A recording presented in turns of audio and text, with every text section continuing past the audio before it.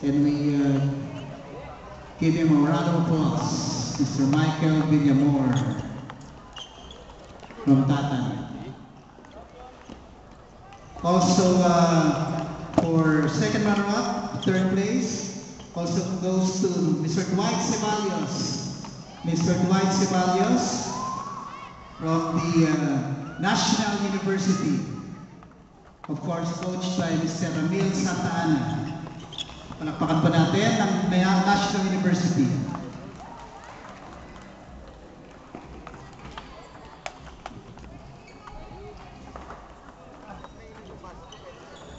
Mr. Jefferson, para kay Mr. Michael Villamor yan, no?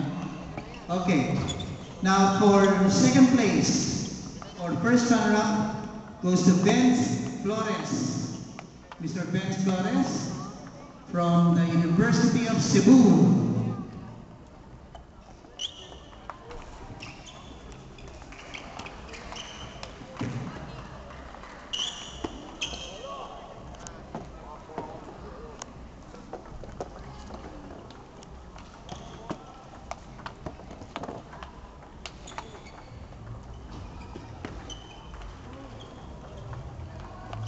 Alright, palakpakan po natin si Mr. Benz Flores.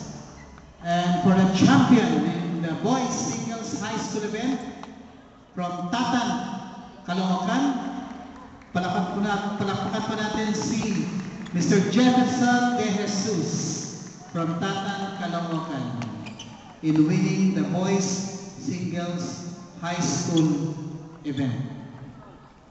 Okay, lahat ng winners sa Boys High School, pwede ba kayong pumunta sa gitna for the picture taking?